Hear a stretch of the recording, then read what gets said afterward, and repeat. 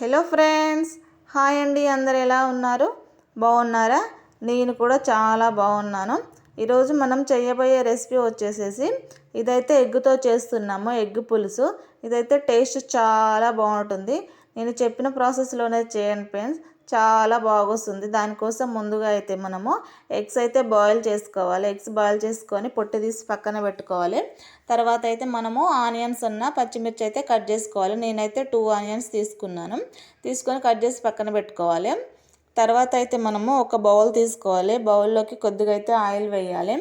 Oil వేసిన తర్వాత అయితే కొంచెం అంతా పసుపు వేసి ఎగ్స్ వేసి అయితే మనం వేయించుకోవాలి. చూడండి, నేనైతే వేస్తున్నాను. పసుపు ఎందుకంటే కొద్దిగా ఎగ్స్ అంటుకోకుండా రావడం కోసము. మనము స్టీల్ గిన్నెలో వేస్తున్నాం కాబట్టి ఎగ్స్ కొంచెం జాగ్రత్తగానే వేయించుకోవాలి. ఇలా వేయించుకున్న ఎగ్స్ని ఒక బౌల్లోకి తీసుకోవాలి. తర్వాత అదే ప్యాన్లో కొంచెం అంతా జీలకర్ర వేసుకోవాలి. జీలకర్ర కూడా వేగిన తర్వాత వెల్లుల్లి అయితే వేసాను. చూడండి, వెల్లుల్లి ఈ పులుసులోకి చాలా టేస్ట్ ఉంటుంది. అందుకోసం అయితే వెల్లుల్లి వేసిన తర్వాత అయితే నేను కట్ చేసి పెట్టుకున్న ఆనియన్స్ పచ్చిమిర్చి ఉంటాయి కదా ఫ్రెండ్స్, అవి కూడా వేసేసి వేయించాను. తర్వాత కొద్దిగా కరివేపాకు కూడా వేసాను. కరివేపాకు కూడా వేసిన తర్వాత 1 స్పూన్ సాల్ట్ అయితే వేసాను. సాల్ట్ వేసి మగ్గించుకుంటే ఆనియన్స్ అయితే మనకు తొందరగా మగ్గిపోతాయి. అందుకోసం అయితే నేను సాల్ట్ వేసి మగ్గించాను. తర్వాత కొంచెం అంతా పసుపు వేసాను. పసుపు కూడా వేసుకొని బాగా కలుపుకోవాలి ఫ్రెండ్స్. ఆనియన్స్కి పసుపు అంతా పట్టేలాగా పసుపు వేసేసి కలిపాను. నేనైతే కలిపేసి క్యాప్ పెట్టుకొని మగ్గించుకోవాలి. మగ్గించుకున్న తర్వాత అయితే మనము కారం ఉంటుంది కదా ఫ్రెండ్స్, కారం కూడా వేసుకోవాలి. మనము కర్రీకి సరిపడంతా కారం వేయాలి. నేనైతే 1.5 స్పూన్ కారం అయితే వేసాను. ఈ పులుసులోకి కారం కొంచెం ఎక్కువగానే పెడుతుంది కాబట్టి కొంచెం కారం ఎక్కువగానే వేసేసి బాగా మగ్గించాను. మగ్గించిన తర్వాత అయితే మనము చింతపండు అయితే నానబెట్టుకొని రసం తీసుకున్నాము. ఇదైతే వేస్తున్నాను, చింతపండు రసము. చూడండి, చింతపండు రసం కూడా వేసేసి బాగా కలుపుకొని మనమైతే మగ్గించుకోవాలి. పులుసు బాగా మరగాలి. మరిగిన తర్వాత అయితే మనం ఎగ్స్ వేయాలి. చూడండి, నేనైతే పులుసు బాగా మరిగించుకుంటున్నాను.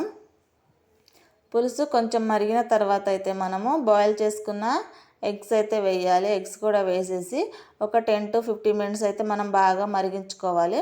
ఇలా మరిగించుకుంటే పులుసు అయితే చాలా టేస్టీగా వస్తుంది.